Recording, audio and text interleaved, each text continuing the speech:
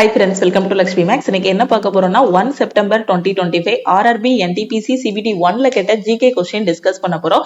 அடுத்த ஷிஃப்ட் போறவங்க ஆகஸ்ட் 7ல இருந்து உங்களுக்கு முந்தின ஷிஃப்ட் வரைக்கும் என்னென்ன கொஸ்டின்ஸ் கேட்டிருக்காங்களோ அந்த கொஸ்டின்ஸ் அதுக்கு ரிலேட்டடான டாபிக்ஸ் லாஸ்ட் 6 to 8 மந்த்ஸோட கரண்ட் அஃபேர் வந்து படிச்சுட்டு போங்க. ஓவராலா 100 கொஸ்டின்ஸ் வந்து கேக்குறாங்க. அதுல ரீசனிங்ல 30 கொஸ்டின். இந்த 30 கொஸ்டினுமே ஈஸியா தான் இருக்கு. எல்லாராலையுமே 30 கொஸ்டினும் அட்டென்ட் பண்ண முடியும்.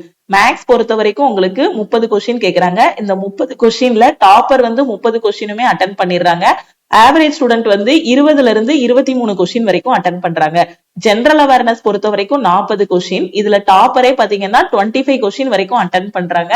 ஆவரேஜ் ஸ்டூடெண்ட் வந்து 15ல இருந்து 18 கொஸ்டின் வரைக்கும் அட்டென்ட் பண்றாங்க. ஓவராலா டாப்பரோட குட் அட்டெம்ப்ட் பாத்தீங்கன்னா 85 to 90 வரைக்கும் அட்டென்ட் பண்ணிருக்காங்க. ஆவரேஜ் ஸ்டூடெண்ட் பாத்தீங்கன்னா 60க்கு மேல அட்டென்ட் பண்ணிருக்காங்க. 60ல இருந்து 65 வரைக்கும் ஆவரேஜ் ஸ்டூடெண்ட் வந்து அட்டென்ட் பண்ணிருக்காங்க. ஓகேவா? சோ ஆவரேஜ் ஸ்டூடெண்டோட குட் அட்டெம்ப்ட் பாத்தீங்கன்னா 60 to 65, டாப்பரோட அட்டெம்ப்ட் வந்து 85 to 90. ஓவராலா குட் அட்டெம்ப்ட்னு பார்த்தோம்னா நீங்க 60க்கு மேல அட்டென்ட் பண்ணிருந்தாலே அது வந்து ஒரு நல்ல அட்டெம்ப்ட் தான். ஃபர்ஸ்ட் கொஸ்டின் பாருங்க, what is CPU full form? Previous ஷிஃப்ட்லயும் இந்த கொஸ்டின் கேட்டிருந்தாங்க. ரொம்ப சிம்பிளான கொஸ்டின் தான். CPU ஓட ஃபுல் ஃபார்ம் என்னன்னு கேட்டிருக்காங்க. Central processing unit. இதுதான் CPU ஓட full form. The National Disaster Response Force NDRF ன்னு சொல்லுவோம். இத வந்து எப்ப எஸ்டாப்ளிஷ் பண்ணாங்க? இதுதான் கேட்ட question. NDRF established on January 19, 2006. என்ன ஆக்ட் படி? டிசாஸ்டர் மேனேஜ்மெண்ட் ஆக்ட் 2005 படி இத வந்து எஸ்டாப்ளிஷ் பண்ணிருக்காங்க. Okay, NDRF national disaster response force எப்ப எஸ்டாப்ளிஷ் பண்ணாங்கன்னா ஜனவரி 19, 2006ல வந்து எஸ்டாப்ளிஷ் பண்ணிருக்காங்க. அடுத்து பாருங்க, current chairman of NHAI national highways authority of India. NHAI னா national highways authority of India. இதோட கரண்ட் சேர்மன் யாருன்னு கேட்டிருக்காங்க. சந்தோஷ் குமார் யாதவ். இது நம்ம கரண்ட் அஃபேருக்கான PDF கோர்ஸ்ல கொடுத்திருக்க கொஸ்டின் தான். Which of the following can be settled in Lok Adalat? கீழ்கண்டவற்றில் எவை லோக் அதாலத்தில் தீர்வு காணப்படலாம்? Compoundable offenses. The process of rusting of iron is called. இரும்பு துருப்பிடிக்கும் முறையை நாம வந்து என்ன சொல்லுவோம்? இரும்பு துருப்பிடிக்கும் செயல்முறை வந்து அரிப்பு அப்படின்னு சொல்லுவோம். ரஸ்டிங் அதாவது என்ன சொல்லுவோம்? அரிப்பு அப்படிங்கறத கரோஷன் அப்படின்னு இங்கிலீஷ்ல சொல்லலாம். அப்படிதான் தமிழ்ல வந்து அரிப்பு, அப்படி இல்லைன்னா என்ன சொல்லலாம்? இங்கிலீஷ்ல வந்து கரோஷன் சொல்லலாம். அப்படி இல்லைன்னா இது எதனால துருப்பிடிக்கு? ஆக்சிஜன் ஏற்றம் அடைகிறதுனால இரும்பு வந்து துருப்பிடிக்கு. இப்போ ஒரு இரும்பு இருக்கு அப்படின்னா அதை வெளியில நம்ம சும்மா போட்டோம் அப்படின்னா வெளிப்புறத்துல இருக்கக்கூடிய ஆக்சிஜன் கூட அது வினைபுரிந்து அது மேல ஒரு ரஸ்ட் வந்து ஃபார்ம் ஆகும். அப்படிதானே? அது மேல வந்து ஒரு துரு வந்து ஃபார்ம் ஆகும். அதனால அதுல வந்து ஒரு அரிப்பு ஏற்படும். ஓகே, சோ ஒரு கரோஷன் வந்து ஏற்படும். அது எதனால ஏற்படுது? அந்த இரும்பு வந்து ஆக்சிஜன் ஏற்றம் அடையுது. வெளிப்புறத்துல இருக்கக்கூடிய ஆக்சிஜன் கூட வினைபுரிந்து ஆக்சிடேஷன் அடைகிறதுனால அந்த இரும்பு வந்து என்ன ஆகுது? கரோஷன் ஆகுது. அதாவது அரிப்பு இதாகி துருப்பிடிக்குது. ஓகேவா? அப்ப இரும்பு துருப்பிடித்தல் அந்த வினையின் பெயர் என்ன? ஆக்சிஜன் ஏற்றம். ஓகே, துருப்பிடித்ததுனால அது மேல ஏற்படக்கூடியதுக்கு பெயர் என்னது? சோ துரு. அதுதான் என்ன சொல்லுவோம்? ரஸ்ட் அப்படின்னு சொல்லுவோம். ஓகே, ரஸ்ட் ஒரு துரு உருவாகும். சோ இதுக்கு பேர் என்னது? அரிப்பு இல்லனா கரோஷன். ஓகேவா? அடுத்த question, Bharat Mala Pariyojana. Okay, Bharat Mala project இது கண்டிப்பா எல்லாருக்கும் தெரிஞ்சிருக்கும். Is related to Bharat Mala Pariyojana எதனுடன் தொடர்புடையதுன்னு கேட்டிருக்காங்க. நெடுஞ்சாலைகள். Okay, who led the revolt of 1857 in Jhansi? உங்களுக்கு ப்ரீவியஸ் ஷிப்ட்லயே நான் சொன்னேன். 1857 முதல் சுதந்திர போர் சிப்பாய் கழகம். இதுல இருந்து கொஸ்டின் கேக்குறாங்க. இந்த கழகம் வந்து எங்க இருந்து ஆரம்பிச்சது? எதனால ஆரம்பிச்சது? எதனால முடிவுக்கு வந்துச்சு? இது எவ்வளவு வருஷம் நடந்துச்சு? கிட்டத்தட்ட 1 year கிட்ட இந்த கழகம் வந்து நடந்திருக்கு. அதே மாதிரி ஒவ்வொரு பகுதிகள்லயும் நாட்டோட பல்வேறு பகுதிகள்ல இந்த கழகம் வந்து வெடிச்சது. ஒவ்வொரு பகுதிகள்லயும் ஒவ்வொருத்தங்க படையை வந்து வழி நடத்திட்டு போனாங்க. அப்ப ஜான்சில படைய வழி நடத்தினவங்க யாரு? இதுதான் கேட்ட கொஸ்டின். ஓகேவா? Who led the revolt of 1857 in Jhansi? ஜான்சியில் 1857 ஆண்டு நடந்த கிளர்ச்சியை வழி நடத்தியது யாருன்னு கேட்டிருக்காங்க. ராணி லட்சுமி பாய். ஓகே, ரொம்ப ஈஸியான கொஸ்டின் தான். Bird, socialist, secular and integrity were added to the preamble of the Indian Constitution by the dash 42nd Constitutional Amendment Act of 1976. Socialist, secular, integrity வந்து எந்த அமெண்ட்மெண்ட் ஆக்ட் படி நம்ம கான்ஸ்டிடியூஷன்ல நம்ம ஆட் பண்ணிருக்கோம் அப்படின்னா 42வது திருத்த சட்டம் 1976 படி. இதுவும் நம்ம பாலிட்டி கிளாஸ்ல டிஸ்கஸ் பண்ண கொஸ்டின் தான். the first Indian to win an individual gold medal. நம்ம லைவ் கிளாஸ்ல டிஸ்கஸ் பண்ண question. at the Olympic was. Okay, முதல்ல இண்டிவிஜுவலா, ஓகேவா? சோ கோல்டு மெடல் வாங்கினவங்க யாரு? ஒலிம்பிக்ல கோல்டு வாங்கினவங்க யாரு? தனிநபர் பிரிவுல கோல்டு மெடல் வாங்கினவங்க யாருன்னு கேட்டிருக்காங்க. யாருன்னா அபினவ் பிந்த்ரா. இவர் வந்து ஷூட்டர். ஓகே, 2008 பெய்ஜிங்ல நடந்த ஒலிம்பிக்ஸ்ல 10 மீட்டர் ஏர் பிஸ்டல் ஈவென்ட்ல வந்து இவர் வந்து என்ன பண்ணிருக்காரு? கோல்டு வந்து வாங்கியிருக்காரு. கண்டிப்பா இது ஈஸியான கொஸ்டின், எல்லாருக்குமே தெரிஞ்சிருக்கும். Okay, first Indian to win an individual gold medal at the Olympic was. தனிநபர் கோல்டு மெடல் வந்து யார் வாங்கினாங்க? அபினவ் பிந்த்ரா 2008 பெய்ஜிங் ஒலிம்பிக்ஸ்ல 10 மீட்டர் ஏர் ரைபிள் ஈவென்ட்ல. ஓகேவா? So making him India's first individual Olympic champion. ஓகேவா? சோ அந்த பெய்ஜிங்ல நடந்த ஒலிம்பிக்ஸ்ல அவர் கோல்டு வாங்கினதுனால இந்தியாவோட ஃபர்ஸ்ட் இண்டிவிஜுவல் ஒலிம்பிக் சாம்பியன் அப்படிங்கக்கூடிய ஒரு பெயரை பெற்றார். ஓகேவா? சோ அடுத்த கொஸ்டின். சோ இப்போ வந்து பாத்தீங்கன்னா அடுத்தடுத்து நடந்த ஒலிம்பிக்ஸ்ல ஒவ்வொருத்தருமே கோல்டு வாங்கிட்டு இருக்காங்க. இந்த டைம் வந்து யாருமே கோல்டு வாங்கல. இந்த டைம் நடந்த ஒலிம்பிக்ஸ்ல யாருமே கோல்டு வாங்கல. சோ லாஸ்டா பாத்தீங்கன்னா 2020 ஒலிம்பிக்ஸ்ல வந்து நீரஜ் சோப்ரா வந்து ஈட்டி எறிதல்ல வந்து gold வாங்கியிருந்தாரு. The Indian Army and the National Disaster Response Force conducted a joint disaster relief exercise named. So என்ன கேட்டிருந்தாங்கன்னா இந்தியன் ஆர்மியும் என்டிஆர்எஃப்பும் சேர்ந்து நடத்தின அந்த எக்ஸசைஸுக்கு நேம் என்னன்னு கேட்டிருந்தாங்க. ரஹத். ஓகேவா? ரஹத் எங்க நடந்துச்சு அப்படின்னு பாத்தீங்கன்னா நாகாலாந்துல. எப்போ அப்படின்னா மே 13 to 15ல. ஓகே, இதுவும் நம்ம சிஏபிடிஎஃப் கோர்ஸ்ல டிஸ்கஸ் பண்ணிருக்கோம். Indian Army and NDRF conducted a joint disaster relief exercise. அதோட நேம் வந்து Rahat. Okay, Kathakali is a traditional Indian classical dance form from Kerala that is performed by men. ஓகே, சோ எந்த டான்ஸ் வந்து men வந்து டான்ஸ் ஆடுவாங்க? Kathakali dance. ஓகேவா? So இதுதான் கேட்ட கொஸ்டின். ஓகே, எந்த டான்ஸ், எந்த கிளாசிக்கல் டான்ஸ் வந்து performed by men, men dance ஆடக்கூடிய அந்த டான்ஸ் எதுன்னு கேட்டிருந்தாங்க. ஒரு ட்ரெடிஷனலான dance Kathakali. Okay, the dash allocates ranks and portfolios to the ministers in the state. மாநிலங்களில் உள்ள அமைச்சர்களுக்கு பதவிகள் மற்றும் இலாக்காக்களை ஒதுக்குவது யாருன்னு கேட்டிருக்காங்க. யாரு அப்படின்னா சீஃப் மினிஸ்டர், முதலமைச்சர். Which of the following are considered as non-volatile memory? Okay, so உங்களுக்கு ஆப்ஷன்ல என்ன இருந்துச்சு அப்படின்னு பாத்தீங்கன்னா ரோம் மட்டும் தான் ஆப்ஷன்ல கொடுத்திருக்காங்க. ரீட் ஒன்லி மெமரி இது மட்டும் தான் ஆப்ஷன்ல கொடுத்திருந்தாங்க. அடுத்த ஷிஃப்ட் போறவங்களுக்கு மேபி இதுக்கு ரிலேட்டடான கொஸ்டின் வந்து கேட்கலாம். ஓகே, கொடுத்திருக்கிறதுல எது வந்து நான் வாலடைல் மெமரின்னு கேட்டிருக்காங்க. எதுலாம் அப்படின்னு பாத்தீங்கன்னா ரோம், அதுக்கப்புறம் flash memory, electronic voting machines, okay, EVM, இது எல்லாமே பாத்தீங்கன்னா non volatile memories. Okay, pine trees are generally found in dash type of forest. Pine மரங்கள் எந்த காட்டு பகுதிகளில் காணப்படுதுன்னு கேட்டிருக்காங்க. பைன் மரங்கள் பொதுவாக எந்த வகை காடுகளில் காணப்படுகிறது? ஊசி இலை காடுகள்ல. ஓகேவா? So coniferous forest, coniferous forest. Okay, ஊசி இலை காடுகள்ல தான் பைன் மரங்கள் வந்து காணப்படுது. நீங்க கொடைக்கானல் எல்லாம் போனீங்கன்னா அந்த பைன் ஃபாரஸ்ட் வந்து பார்க்கலாம். சோ கோனிஃபெரஸ் ஃபாரஸ்ட்னு சொல்லலாம், தமிழ்ல வந்து ஊசி இலை காடுகள்னு சொல்லலாம். சோ இங்க வந்து என்ன காணப்படுது? பைன் மரங்கள் வந்து காணப்படுது. Where is the waves? Okay, waves 2025 இந்த கொஸ்டின் ப்ரீவியஸ் ஷிப்ல உள்ள கொஸ்டின் அப்படியே கேட்டிருக்காங்க. வேவ்ஸ்ங்கிறத நம்ம என்ன சொல்லலாம்? World audio visual and entertainment summit 2025. Okay, waves 25 world audio visual and entertainment summit 2025 எங்க நடந்துச்சு அப்படின்னு பாத்தீங்கன்னா மும்பைல நடந்திருக்கு. ஓகேவா? சோ ஜியோ வேர்ல்டு சென்டர் மும்பைல நடந்திருக்கு. Okay, official account of world audio visual and entertainment summit இல்லனா வேவ்ஸ் 2025 சொல்லலாம். எங்க நடந்திருக்கு அப்படின்னு பாத்தீங்கன்னா ஜியோ வேர்ல்டு சென்டர் மும்பைல நடந்திருக்கு. 1st to 4th May 2025. இந்த கொஸ்டின் நம்ம கரண்ட் அஃபேர் பிடிஎஃப் கோர்ஸ்லயும் டிஸ்கஸ் பண்ணிருக்கோம். இதுக்கு முன்னாடி நடந்த ஷிப்ட்லயும் இந்த கொஸ்டின் வந்து கேட்டிருக்காங்க. வேவ்ஸ் 2025 எங்க நடந்துச்சு அப்படிங்கிறது ப்ரீவியஸ் ஷிப்ட்ல கேட்ட கொஸ்டின் தான். ஓகே, அடுத்து பாருங்க. This was awarded the Padma Vibhushan for literature and education in 2025. லிட்ரேச்சருக்கான பத்ம விபூஷன் அவார்டு 2025ல வாங்கினவர் யாருன்னு கேட்டிருக்காங்க.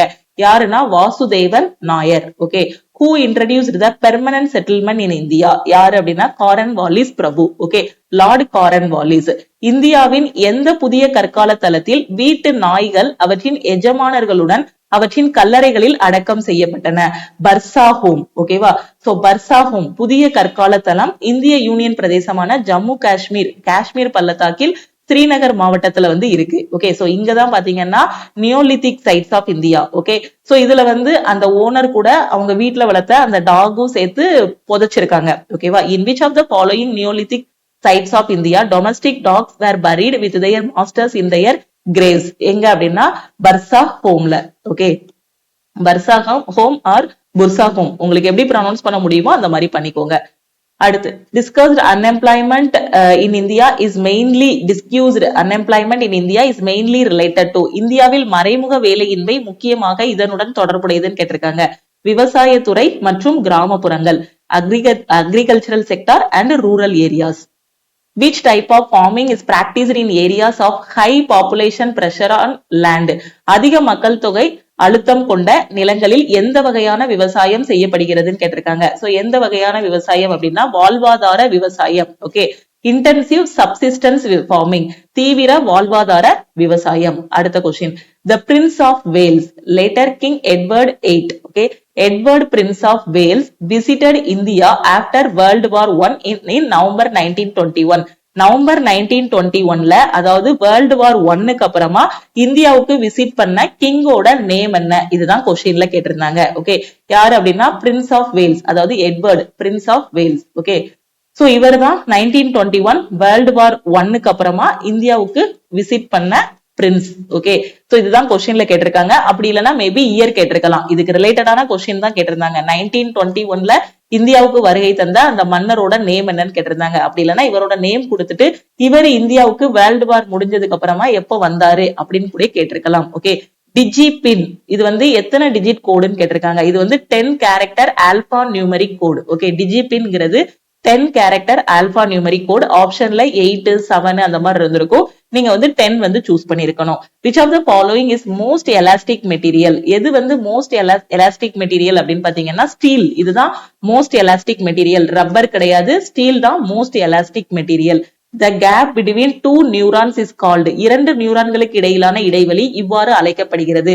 நரம்பிணைப்பு. ஓகேவா, சோ நரம்பிணைப்புன்னு சொல்றோம். இரண்டு நியூரான்களுக்கு இடையிலான இடைவெளிய நரம்பிணைப்பு அப்படின்னு சொல்றோம். ஓகே, சோ இதுதான் பாத்தீங்கன்னா 1 செப்டம்பர் 2025 ஷிஃப்ட் 1ல கேட்ட கொஸ்டின்ஸ். ஷிஃப்ட் 2 and 3ல கேட்ட கொஸ்டின்ஸ், இன்னைக்கு நடந்த எக்ஸாம்ல கேட்ட கொஸ்டின்ஸ் எல்லாத்தையும் அடுத்தடுத்த வீடியோல நாம வந்து டிஸ்கஸ் பண்ணலாம். இந்த கிளாஸஸ் எல்லாமே உங்களுக்கு ரொம்பவே யூஸ்ஃபுல்லா இருக்கும். ஆகஸ்ட் 7ல இருந்து உங்களுக்கு முந்தின ஷிஃப்ட் வரைக்கும் கேட்ட கொஸ்டின்ஸ் எல்லாமே படிச்சுட்டு போங்க.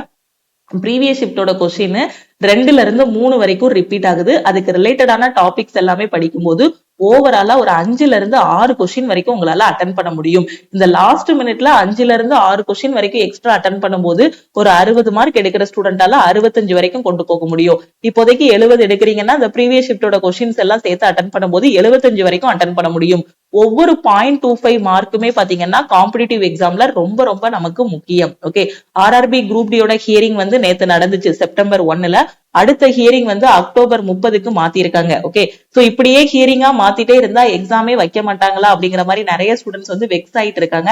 ஆக்சுவலா நான் என்ன சொல்றேன்னா, நீங்க வந்து வெக்ஸ் ஆக கூடாது. ஓகே, டேட் அப்படி ஹியரிங் அடுத்துன்னு சொல்லிக்கிட்டே இருந்தாலும் ஒரு ஸ்டேஜ்ல பாத்தீங்கன்னா ஃபைனல் ஜட்ஜ்மெண்ட் வந்து கொடுத்துருவாங்க. ஜட்ஜ்மெண்ட் கொடுத்த அடுத்த நாளே பாத்தீங்கன்னா எக்ஸாம் டேட் வந்து அனௌன்ஸ் பண்ணிடுவாங்க. எக்ஸாம் டேட் வந்துருச்சு அப்படின்னா அதுக்கப்புறம் சிட்டி இன்டிமேஷன், ஹால் டிக்கெட், நாம போய் எக்ஸாம் எழுத வேண்டியதா. சோ இப்போ அக்டோபர் 30ல அடுத்த ஹியரிங் சொல்லியிருக்காங்க அப்படின்னா கிடைச்சிருக்க 2 மாசத்தை ஒரு கோல்டன் டேஸா பார்த்துட்டு இப்ப எந்த லெவல்ல இருக்கீங்களோ அந்த லெவல்ல இருந்து உங்களை இம்ப்ரூவ் பண்ணுங்க. 60 தான் வாங்கிட்டு இருக்கீங்க, 50 தான் மார்க் எடுக்கிறீங்க, வீட்டுல வச்சு டெஸ்ட் போடும்போது ஆன்லைன் டெஸ்ட்ல அவ்வளவுதான் மார்க் எடுக்கிறீங்கன்னா இன்னும் கொஞ்சம் பூஸ்டப் பண்ணுங்க. உங்களோட ப்ரிப்பரேஷனை எந்த இடத்துல வீக்கா இருக்கீங்களோ அது எல்லாத்தையும் பார்த்து அதை பூஸ்டப் பண்ணீங்கன்னா அதை ஒரு 70 மாத்தலாம். ஏற்கனவே நான் 70 வாங்கிட்டு இருக்கேன் அப்படின்னா 80 எடுங்க. ஏற்கனவே 80 வாங்கிட்டு இருக்கீங்கன்னா அதை 90 மாத்துங்க. ஆட்டோமேட்டிக்கா எக்ஸாம் டேட் அனௌன்ஸ் பண்ணுவாங்க, போய் எக்ஸாம் எழுதலாம். ஆனா அதை நினைச்சிட்டு அவங்க மேலதான் தப்பு. ஏன்னா நிறைய பேர் என்ன சொல்றாங்கன்னா எக்ஸாம் டேட் சீக்கிரமா விட மாட்டேங்கிறாங்க, அதனால நான் படிக்க மாட்டேன் அப்படிங்கிற மாதிரி இருக்காங்க. நம்ம படிக்காம இருந்தா யாருக்கு லாஸ்? நமக்கு தான் லாஸ். படிக்கலன்னா ரயில்வே டிபார்ட்மெண்ட்டுக்கு லாஸா? இல்ல, அவங்களுக்கு சந்தோஷம் தான். ஏன்னா வேகன்சியே கம்மியா தான் இருக்கு. ரொம்ப டென்ஷனே இல்லாம எல்லாருக்கும் கட் ஆஃப் வச்சு போஸ்டிங் போட்டுடலாம் அப்படிங்கிற மாதிரிதான் இருப்பாங்க. சோ படிக்காதது அவங்க யாரையாவது பிளேம் பண்ணிட்டு அப்படியே இருக்கிறது யாருக்கு நஷ்டம் அப்படின்னா நமக்கு தான் நஷ்டம். ஓகே, படிக்கிறது நமக்கு நல்லது. நம்ம படிக்கிறது வேற யாருக்குமே நல்லது கிடையாது, நமக்கு நல்லது. எக்ஸாம் கிளியர் பண்ணலாம், போஸ்டிங் வாங்கலாம். அதுக்கடுத்தும் போயும் நல்லா படிச்சோம் அப்படின்னா அடுத்தடுத்த லெவலுக்கு முன்னேறி போகலாம். சோ ப்ரமோஷன் வாங்கலாம், ரயில்வேயோட ஆபீசரா மாறலாம். எஸ்எஸ்சிக்குள்ள போறோம்னாலும் அப்படித்தான். ஒரு லோ லெவல்ல உள்ள போயிட்டோம்னாலும் அந்த லெவல்ல நம்ம அப்படியே ஸ்டாக்னன்ட் ஆகி நிக்க கூடாது. அடுத்தடுத்து என்ன இருக்கோ, லைஃப்ல எவ்வளவு தூரம் முன்னேற முடியுமோ அந்த அளவுக்கு முன்னேறி போயிட்டே இருக்கணும். ஓகேவா? சோ அதே மாதிரி குரூப் டிக்கு நான் இன்னும் படிக்கவே ஆரம்பிக்கல மேடம், அப்ளை பண்ணிட்டு அப்படியே விட்டுட்டேன் அப்படிங்கிற ஸ்டூடெண்ட், நம்ம லக்ஷ்மி மேக்ஸ் ஆப்ல குரூப் டிக்கான ஃபைனல் செலக்ஷன் பேட்ச் 2.0 வந்து ஸ்டார்ட் பண்ணிருக்கோம். இந்த பேட்ச்ல ஜாயின் பண்ணிட்டு உங்களோட ப்ரிப்பரேஷன் ஸ்டார்ட் பண்ணலாம். அதே மாதிரி பேங்கிங்ல இருந்து பாத்தீங்க அப்படின்னா ஆர்ஆர்பி பிஓ அண்ட் கிளர்க்குக்கான நோட்டிபிகேஷன். இந்த ஆர்ஆர்பிங்கிறது ரீஜனல் ரூரல் பேங்க்னு சொல்லுவோம். இதுல ஆர்ஆர்பி பிஓ அண்ட் கிளர்க்குக்கான நோட்டிபிகேஷன் வந்து ரிலீஸ் பண்ணிருக்காங்க. அதே மாதிரி எஸ்எஸ்சி எம்டிஎஸ் எக்ஸாமும் பாத்தீங்கன்னா கொஞ்சம் டிலே பண்ணுவாங்க. அதனால இந்த எக்ஸாம்ஸ் எல்லாம் நான் அப்ளை பண்ணிருக்கேன், எனக்கு எங்க இருந்து படிக்கணும் எப்படி படிக்கணும்னு தெரியலங்கிற ஸ்டூடெண்ட் நம்ம லக்ஷ்மி மேக்ஸ் ஆப்ல இருக்கக்கூடிய ஆல் இன் ஒன் கோர்ஸ்ல ஜாயின் பண்ணிக்கோங்க. ஒரே ஒரு கோர்ஸ் தான், 50க்கும் மேற்பட்ட சென்ட்ரல் கவர்மெண்ட் எக்ஸாம்ஸ் எல்லாமே ஃபர்ஸ்ட் அட்டெம்ப்ட்ல கிளியர் பண்ற மாதிரி பெஸ்டான கிளாஸஸ் வந்து கொடுத்திருப்போம். எந்த எக்ஸாமுக்கு ஜாயின் பண்றீங்களோ அதுக்கான தனி பேட்ச் கொடுத்துட்டு ஒவ்வொரு வாரமும் சாட்டர்டே அதுல டெஸ்ட் இருக்கும். தமிழ் அண்ட் இங்கிலீஷ்ல உங்களுக்கு கிளாஸஸ் வந்து இருக்கும். ஓகே, நியூ பேட்சஸ் வந்து ஸ்டார்ட் பண்றதுனால செப்டம்பர் மந்த்துக்கான ஆஃபரை இந்த மந்தோட ஸ்டார்டிங்லேயே நம்ம வந்து அனௌன்ஸ் பண்ணிருக்கோம். நீங்க ஆல் இன் ஒன் கோர்ஸுக்கு ஜாயின் பண்ணும்போது 2500 பே பண்ண வேண்டாம். இன்னைக்கு ஜாயின் பண்ற ஸ்டூடெண்ட் 1899 பே பண்ணி நீங்க வந்து ஜாயின் பண்ணிக்கலாம். சோ இந்த ஆஃபர் வந்து 2/9/2025 இன்னைக்கு நைட்டு 12 o'clock கூட க்ளோஸ் ஆகுது. நீங்க ஒரு சென்ட்ரல் கவர்மெண்ட் எக்ஸாம் ப்ரிப்பேர் பண்ணிட்டு இருக்கீங்க, அது பேங்கிங்கா இருந்தாலும் சரி, ரயில்வேயா இருந்தாலும் சரி, நேவி எக்ஸாமா இருந்தாலும் சரி, இல்ல எஸ்எஸ்சியா இருந்தாலும் சரி, எந்த சென்ட்ரல் கவர்மெண்ட் எக்ஸாமா இருந்தாலும் சரி, அதை ஃபர்ஸ்ட் அட்டெம்ப்ட்ல கிளியர் பண்ணணுங்கிற student all in one course வந்து சூஸ் பண்ணிக்கோங்க. எல்லா எக்ஸாமும் கவர் பண்ற மாதிரி ஒரே கோர்ஸ்லயே கிளாஸஸ் வந்து கொடுத்திருப்போம். இதோட ஃபீஸ் வந்து ஆப்ல 2500 ரூபாய் இருக்கும். சோ இன்னைக்கு ஆஃபர்ல ஜாயின் பண்ற ஸ்டூடெண்ட் 1899 பே பண்ணி நீங்க ஜாயின் பண்ணிக்கலாம். உங்களுக்கு லைஃப் டைம் வேலிடிட்டி இருக்கும். ஓகே, ஒரு டைம் தான் 1899 பே பண்ண போறீங்க, உங்களுக்கு லைஃப் டைம் அக்சஸ் வந்து கொடுத்துருவோம். எல்லா சென்ட்ரல் கவர்மெண்ட் எக்ஸாமும் படிக்கிறதுக்கான கிளாஸஸ், மெட்டீரியல்ஸ், அதுக்கப்புறம் டெஸ்ட் எல்லாமே இதுல ப்ரொவைட் பண்ணிடுவோம். அடுத்து மேக்ஸ்லயும் ரீசனிங்லயும் வீக்கா இருக்கேன் அப்படிங்கிற ஸ்டூடெண்ட் மேக்ஸ் அண்ட் ரீசனிங்கான A to Z சீரீஸ்ல ஜாயின் பண்ணிக்கலாம். இதோட ஃபீஸ் வந்து 1499. இன்னைக்கு ஜாயின் பண்ற ஸ்டூடெண்ட் 1199 பே பண்ணி ஜாயின் பண்ணிக்கலாம். அடுத்து குரூப் டிக்கு நான் எல்லாமே படிச்சிட்டேன், சயின்ஸ்லயும் ஜெனரல் அவேர்னஸ்லயும் தான் வீக்கா இருக்கேன், எனக்கு சிபிஎஸ்இ லெவல்ல கிளாஸஸ் வேணும், பிளஸ் ஒன்லைனர் கொஸ்டின்ஸும் எனக்கு வேணுங்கிற ஸ்டூடெண்ட் இந்த கோர்ஸ்ல ஜாயின் பண்ணிக்கலாம். இதோட ஃபீஸ் வந்து 699. அடுத்து CAPDF கோர்ஸ் ஜனவரி 2024 இருந்து இனி அப்கமிங் டேஸ்ல வர எல்லா கரண்ட் அஃபேருமே எக்ஸாம் பாயிண்ட் ஆஃப் வியூல எடுத்து கொடுத்திருப்போம். இதோட ஃபீஸ் வந்து 399. இதுல ஒன்ஸ் 399 பே பண்ணி ஜாயின் பண்ணிட்டீங்கன்னா நீங்க டெய்லி நியூஸ் பேப்பர் எதுவுமே ரீட் பண்ண வேண்டாம். டெய்லி பேசிஸ்ல இதுல உங்களுக்கு கரண்ட் அஃபேர் கொடுத்துருவோம், மந்த்லி கரண்ட் அஃபேர் எல்லாமே ப்ரொவைட் பண்ணிடுவோம். இங்கிலீஷ்க்கான A to Z சீரீஸ்ல ஜாயின் பண்ற ஸ்டூடெண்ட் 599 பே பண்ணி ஜாயின் பண்ணிக்கலாம். அடுத்து குரூப் டியோட டெஸ்ட் பேட்ச்ல ஜாயின் பண்ற ஸ்டூடெண்ட் 399 பே பண்ணி ஜாயின் பண்ணிக்கோங்க. MTSக்கான டெஸ்ட் பேட்ச்ல ஜாயின் பண்ற ஸ்டூடெண்ட் 399 பே பண்ணி ஜாயின் பண்ணிக்கலாம். ஓகேவா? இந்த ஆஃபர் வந்து 2/9/2025, அதாவது இன்னைக்கு நைட்டு 12 o'clock கூட க்ளோஸ் ஆகிரும். ஜாயின் பண்ற ஸ்டூடெண்ட் இந்த நம்பரை லக்ஷ்மி மேக்ஸ்ன்னு சேவ் பண்ணிட்டு இந்த நம்பருக்கு ஆல் இன் ஒன் ஜாயின் பண்ணா I want all in one message பண்ணுங்க. நீங்க கரண்ட் அஃபேர் ஜாயின் பண்ணா ஐ வாண்ட் CA மெசேஜ் பண்ணுங்க. நீங்க மெசேஜ் பண்ணதும் டீம்ல இருந்து கான்டாக்ட் பண்ணிட்டு ஜிபே நம்பர் இல்ல அக்கௌண்ட் நம்பர் கொடுப்பாங்க. அதுக்கு ஆல் இன் ஒன் கோர்ஸ்னா 1899 பே பண்ணிட்டு பேமெண்டோட ஸ்கிரீன்ஷாட் சென்ட் பண்ணுங்க. கரண்ட் அஃபேர்னா 399 பே பண்ணிட்டு பேமெண்டோட ஸ்கிரீன்ஷாட் சென்ட் பண்ணீங்கன்னா பேக் எண்ட்ல இருந்து அக்சஸ் கொடுத்துருவாங்க. சோ குரூப் டிக்கு ஃபைனல் செலக்ஷன் பேட்ச் 2.0 வந்து கொண்டு போயிட்டு இருக்கோம். சோ இந்த பேட்ச்ல ஜாயின் பண்ணிட்டு குரூப் டிக்கு ப்ரிப்பரேஷன் ஸ்டார்ட் பண்ணலாம். MTSக்கும் ஃபைனல் பேட்ச் வந்து கொண்டு போயிட்டு இருக்கோம். இன்னையில இருந்து RRB PO அண்ட் கிளர்க்குக்கான செலக்ஷன் பேட்சும் ஸ்டார்ட் பண்ணிருக்கோம். அதே மாதிரி டெக்னீஷியன் கிரேட் 1க்கான செகண்ட் பேட்ச், கிரேட் 3க்கான செகண்ட் பேட்ச், IB செக்யூரிட்டி அசிஸ்டன்ட்டுக்கான பேட்சஸ், எல்லா சென்ட்ரல் கவர்மெண்ட் எக்ஸாமுக்கான கிளாஸஸ் எல்லாமே ஆல் இன் ஒன் கோர்ஸ்ல போயிட்டு இருக்கு. உங்களோட ப்ரிப்பரேஷனை முடிஞ்ச அளவுக்கு குயிக்கா ஸ்டார்ட் பண்ணுங்க. உங்க வீடு தான் கோச்சிங் சென்டர். உங்க கையில இருக்கக்கூடிய மொபைல் போன் அண்ட் லேப்டாப்பை நல்ல விதமா பயன்படுத்துங்க. உங்க ஃப்ரெண்ட்ஸும் காம்படிட்டிவ் எக்ஸாம் ப்ரிப்பேர் பண்றாங்க, எங்க இருந்து ப்ரிப்பரேஷன் ஸ்டார்ட் பண்ணணும்னு தெரியாம இருக்காங்கன்னா அவங்களுக்கும் நம்ம கிளாஸஸ் பத்தின இன்ஃபர்மேஷன், இன்னைக்கு நம்ம அனௌன்ஸ் பண்ணிருக்க ஆஃபர் பத்தின இன்ஃபர்மேஷன் வந்து ஷேர் பண்ணுங்க. திருப்பியும் நெக்ஸ்ட் கிளாஸ்ல மீட் பண்ணலாம். தேங்க்யூ.